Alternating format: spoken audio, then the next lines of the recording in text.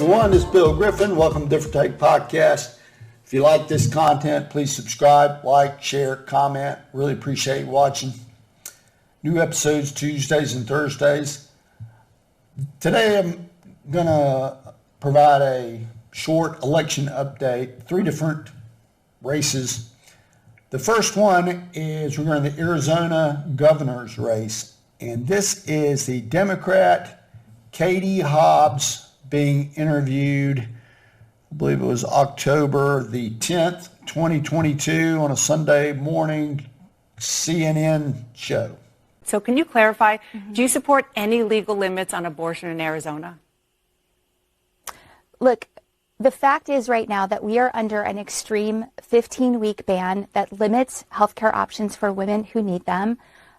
There's the potential for a complete ban. Right now, that ban is in the courts, but under my opponent's administration, she would support a full ban. She's called this a great law. She doesn't support any exceptions for rape or incest.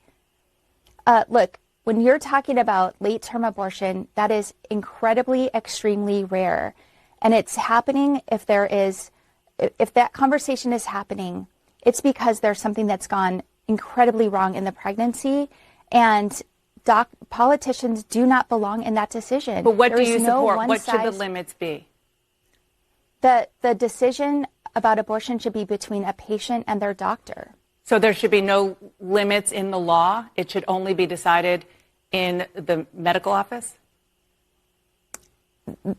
Government making these kind of mandates interferes with the care that doctors need to provide to their patients. They don't belong in these decisions. Okay. So just to be clear, if you become governor, you will push for a law that has absolutely no limits in any point of the pregnancy on abortion. That's your position. That's what you would want to be the law of the land in Arizona. The fact is right now that we have very limited options, and that we need to get politicians out of the way and let doctors provide the care that they are trained to provide, the health care that their patients need. Politicians don't belong in those decisions. So Katie Hobbs, Democrat candidate. Democrats are, abortion's a big issue for them this year. Abortion, rights to have an abortion, is asked 5 times and does not answer the question directly. It's clear that she, in her words, she says that all women should have an unfettered right to have an abortion, that the unborn child has no legal rights. I will note that this CNN TV personality, maybe she thinks of herself as a journalist, but she does not ask the question correctly. The correct way to ask this, in my opinion, is, does the unborn child deserve any legal protection? Should the pregnancy could it be terminated at any point in time until the child's born?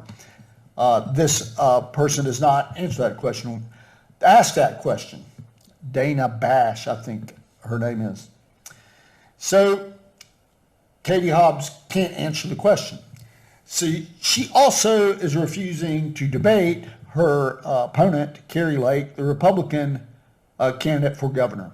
The ideal candidate would, in my opinion, have a reason to run for office. They have a conviction that the policies that they see, their current government, whatever role that they're a candidate for, is not going the way they want it. They think they can make a difference, and they have a conviction about it, and they go out on the campaign trail. They talk to as many constituents as possible. They really work hard at it. And they debate, and they do interviews, and they talk to people so they can get the word out. And then they leave it up to the voters to make their decision. That's what I think the ideal candidate is. Katie Hobbs is not. It's a tactical decision. You could see there's no way she should show up in a debate with Kari Lake. One of the reasons tactically she shouldn't do this is because you'll see Kari Lake handles herself pretty well in these interviews, and this is an unfriendly interviewer. So here's Kari Lake on the same show a few minutes before Katie Hobbs appeared. So these are President Trump's own top Justice Department officials. Why not believe them? I'm looking at what's happening in Maricopa County. And you know what? Let's look at the 2022 election of August 2nd, where 1 hour into Election Day, because of my opponent, Katie Hobbs' incompetence, we ran out of ballots 1 hour into Election Day in one of our largest counties, Pinal County. That We did ran happen, out and of the county only- officials there apologized. Only Republican ballots. I'm going to Only push back on Republican things ballots. that didn't happen. That did happen, and That the did county happen. officials apologized. But I want to ask about But the Dana, 2020 elections. An apology doesn't bring somebody's vote back. All I'm saying is we need to restore honesty and integrity and transparency to our elections. But isn't That is apologizing important. doing just that? You're right, it doesn't bring votes back, but at least doesn't. that is transparent. That is So as you can see, Kari Lake handles herself very well. Katie Hobbs is afraid to debate her. Of course she is. So that's the reason she doesn't want any part of Kari Lake. The second thing I want to talk about is this is a local race in the county I live in. I think you'll find this interesting. The issue that they're dealing with, that I think's the key issue in this race, is for Gwinnett County Commission District 2. This is the big race, or the big issue that I think is pertinent for everyone that lives here, is high density apartment developments. We've had a lot of them, and the county commission seems hell bent on growing the population an infinite amount. So this is the Democrat incumbent Ben Koo talking about high density development. Thank you. Ben Koo, what do you believe is the most pressing challenges facing your district, and how would you work to solve it? Thank you. Well, since 2000, the county's population has grown by 368,000 residents, and the ARC projects that another 500,000 people will be entering the county by 2050. It's really not a matter of if these people are coming, but how do we adapt and ensure that we can adapt to and grow with this new influx of people without crippling our infrastructure. I do agree that traffic is atrocious. This is a problem that has been generations in the making, and so it's going to take some time to fix it. We've been working towards things. I think the solution is in giving people mobility choice, making sure that there's multiple ways to get around, and also investing in transit-oriented developments and walkable communities, mixed-use, vertically integrated, and integrated live, work, play communities where people don't have to be traveling all around, and they can actually live, work, and play where they are.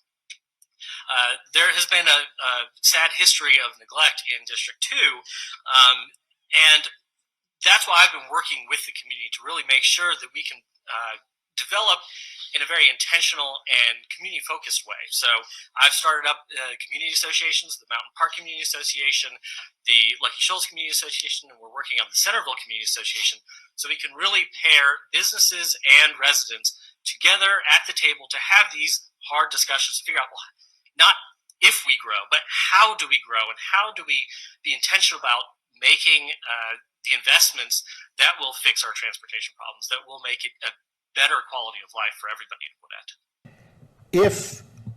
Gwinnett. Not if they are coming, when. It's a given that the population is going to grow by 50%. If you went out and asked the people in your county where you lived, your city, someone came up to you and said, hey, what do you think about the population growing by 50% in the next 15 years? What do you think most people would say? They'd say, please don't do that. People live in a place because they tolerate it, or they really like living where they live. Sometimes you make sacrifices for a job, but you don't live in a place long term if you hate it. He goes on to say traffic is atrocious and there should be mobility choice. Well, of course he does, because he wanted MARTA brought in not once, but twice. There was a vote that struck it down. But he still says it's a given that 500,000 people are coming. I don't think he'd care if 1 million people came. He makes no reference to what the citizens want. This is what he says is going to happen. It's a given. He does not explain why or what can be done to stop it. It's a given. The last thing in that clip that I thought was strange, people can live, work, and play in the same place. How do you get that done? How do you make somebody work where they live? Most people do not work where they live. That's not the way the world works. This is another clip, same subject, same person. Ben Koo, Democrat candidate for Gwinnett County Commission, District 2. Thank you. So we have a 2040 plan that kind of indicates where we want density and where we want to keep things in the existing quality of life. We're actually working on a 2045 update because things are just moving so quickly. We can't just wait on the 10-year updates that we typically have. And the key thing there, again, is that targeted density. And I do agree that we need to be focusing on the areas that support the density. And I think we've often leave money on the table, effectively, of not building as dense as we could in those areas that would support it. So really, if you live in an area where you don't want to see density, or if you want things to stay the same, you should be the biggest champion of super density in the areas that we can do it, and we can do it in a way that has transit-oriented development, again, those mixed-use integrated communities that won't cripple our transportation system and give us increasing crippling traffic. So the current residents would love to have super high density apartment buildings. Well, let's just take a look at what that might mean. This is an apartment complex in Seoul, Korea. The Gwinnett County area is home to a lot of people that are originally from Korea. I don't know what the number is, but I know it's pretty significant. And that kind of living is so great. I don't think so. I don't think that's what the residents of Gwinnett County want, is super dense. They don't want MARTA. They've already voted that down. And I don't think Ben Koo really cares what his constituents think. And he certainly doesn't seem very willing to talk to them.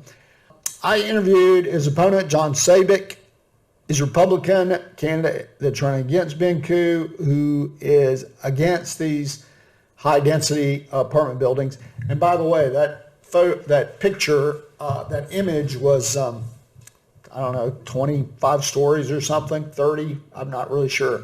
The apartment buildings in Gwinnett County are usually around maybe 4, 5, 6, I'm not really sure, but they're not super tall. But Ben Koo's talking about, we need to pack a lot of people in a small area, and if you like your quality of life and you really like single family dwellings in your neighborhood, you should be for this. Sounds kind of insane, but at any rate, traffic won't increase a bit, according to Ben Koo. But Mr. Koo doesn't seem very interested in talking, especially to people, talking to his constituents, especially, I think, if he perceives it to be unfriendly. Here's an exchange we had. To his credit, he actually did answer me. I went back and forth with him about interviewing him. I did interview Mr. Sabic, as I mentioned.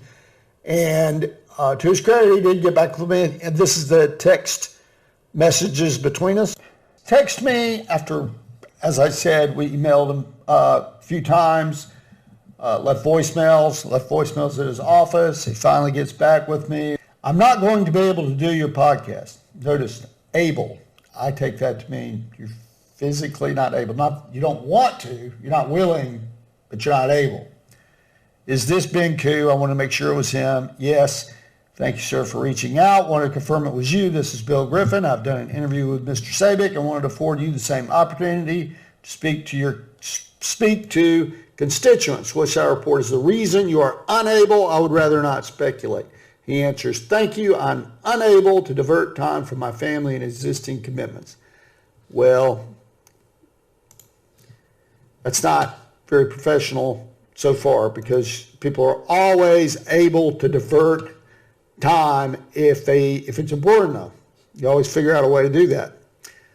It's not the way professionals talk to each other. But at any rate, in the last two texts are, sir, thanks for letting me know this. I'm sorry to be a pest, but I do not find any interviews on the website. Am I correct to conclude you have not done any interviews that is in the public domain? No, that is incorrect conclusion. Okay. My response is, okay, could you point me to something I can review since you don't have time to interview? He didn't do any interviews, but he's leading me to believe that he did. And I thought I should share that. He could have easily not answered me at all, but instead he chose to go that route. It's not that he really didn't do an interview with me. I've done interviews with a lot of other candidates, and I appreciate them all doing it. Doing interviews with anybody. And it doesn't appear that he likes interacting with constituents, especially the ones that would disagree with him. The way he spoke, his mindset in this Gwinnett forum, which was a very friendly thing. He's not getting cross-examined on anything, which I think is an appropriate way to do that. But at any rate, we got some insight in his mindset. John Sabic is the correct choice. Here's what he has to say on high-density development. We have to go. We can't rezone everything to apartments. We can't rezone everything to high-density developments. There is place for these buildings. There is place for a mixed-use building, appropriately placed. They're fine, but we can't just rezone commercial land into apartments. We cannot be zoning churches into apartments. We cannot be rezoning everything. Where these future residents going to work when they come to Gwinnett County? What they're going to do? They're going to go some of them downtown, some of them going to travel all the way till Faretta. We clog everything. We are choking our county, and it's not going to be good. It's not good for anyone. And politically, I spoke with the Democrats, I spoke with Republicans, and nobody agrees on this. So we just need to stop. So John Sabic says he talked to his constituents. Ben Ku makes no mention of talking to constituents and what their opinion is.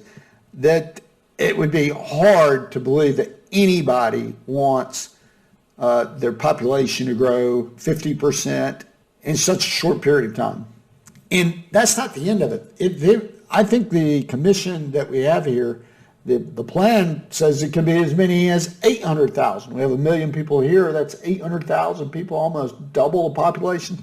I don't think many of the residents, if they knew that were going on, would like that very much and would be in favor of it. Here's another clip of Mr. Sabic on the same subject. Well, at this point, we have way too many high-density developments. I say high-density developments at this point, what I would do, only appropriate places, which are CIDs, and specific locations where the residences agree on it, but not on every corner, not in where we have a single family homes. We cannot just go there and insert our high density developments right there.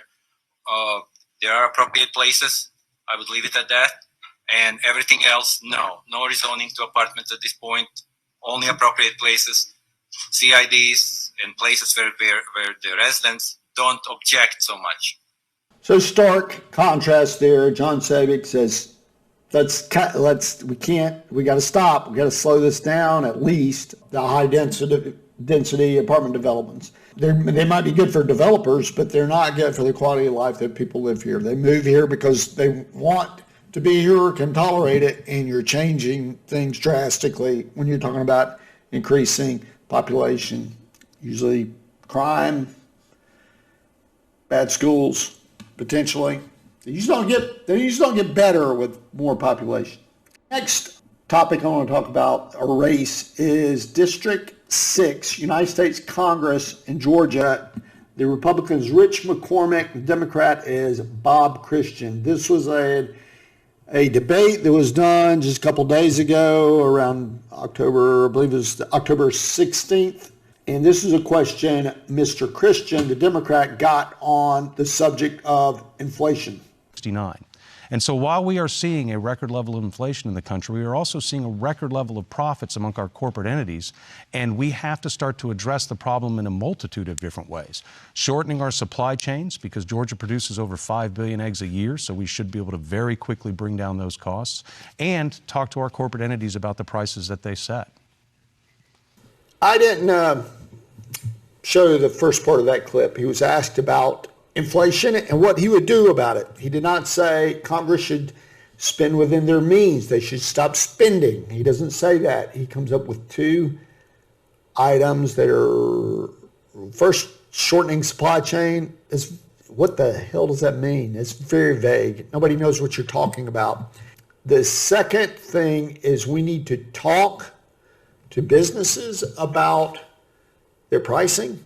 So he's implying that the government should imply pricing controls. How would a U.S. Congress representative in Congress, how would they do that? The question was what you would do. It's legislation, so you're going to go around and talk, please lower your pricing? It's really a strange thing to say. It indicates he either does not understand the cause, therefore doesn't understand the solution to high inflation, this inflationary spiral, doesn't get it, or he understands it and he's just not going to answer the question because he wants to. That's not what Democrats do. They're not going to talk about the need to cut spending. So here's the next clip I want to show you in the same debate where Rich McCormick asked the same question, and then Bob Christian answers, and Rick McCormick provides his response. Overregulated and overtaxed. We now have record deficits, inflation, and energy costs. How are you going to do anything different than this current administration? This administration is responsible for the only bill in the last 6 years that has actually brought any reduction to the deficit.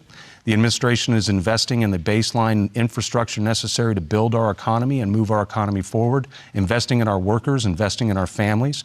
And I think that we need to continue along those lines because as we see, our economy is taking off at a rapid fire clip. We are outpacing our ability to fill the jobs in the area, and that means that we need to address our immigration situation so that we can start to bring that universal diversity that has made us a strong country into place. I believe that we're on the right path in this country and that we need to keep moving forward and supporting our families, supporting our workers, and supporting our local businesses. And Dr. McCormick, you have 30 seconds. I think this is a clear choice about if you think we're on the right track, if you think that record spending that has caused this runaway inflation, that restricting energy production that has caused runaway energy prices and being reliant on countries like Saudi Arabia and China for your energy. If you think that's going to work for you, then you know who to vote for. But if you believe in the people, people that are empowered over a government to solve our problems and to create job opportunities that don't exist anywhere else in the world, I think you also know who to vote for. Well, there's a lot of blather there from Bob Christian when he answers this question. So now we know. I think he does know the cause of inflation. He is a liar. That's what I think. He knows, and he's trying to deceive you. Because he says that the Biden administration is reduced the deficit. This is extraordinarily misleading. This is after massive amounts of COVID spending, which Democrats were, they were all on board with that one. So when you talk about reducing the deficit, you're not talking about, well, there is, they balance the budget and they're spending within their means. That's not what he's talking about. So he is a liar. He also says the economy is going at a rapid fire clip. I don't think he talks to many constituents that say that the economy is going at a rapid fire clip. The GDP the last 2 quarters has receded. This is a recession. We are in a recession along with a super high inflationary spiral that really took off very quickly. And I don't know if this guy just wants to be elected so bad he will just lie to your face. That's my opinion. Inflation is the top issue in this election. All the polls say that. It should be. This is a complete dereliction of duty by Congress, particularly Democrats, when they know the federal government's out of money. You and I can look at our checkbook and we can see, oh, well, we need to change our spending habits because we have X amount of dollars in our accounts. These are what our assets are, and we may have to reduce our spending if we spend too much. Congress doesn't have to do that. They can just print money. The way that we know that they're out of money is when you see the inflationary CPI goes up to 8%. The inflationary spiral we're in is really serious. It's going to go on for years. I've talked about this in other episodes. If you don't understand that, it's not hard to get informed about it. But it is the big issue. And this Bob Christian is an example of someone who is either, I could be wrong, maybe he's not a liar, or he's completely clueless. Either way, you don't want him in Congress. Rich McCormick's being honest about this. Congress has spent too much money. That's what's caused it. It's the root cause. Well, I thank you for watching the episode today. Just wanted to give a short update on 3 different races that I think are kind of important and kind of indicates on how politicians approach things with whether they'll debate, whether they'll do an interview, and that sort of thing. So if you like the content, please subscribe, like, share, comment. You've been watching a Different Take podcast with Bill Griffin. Thanks again.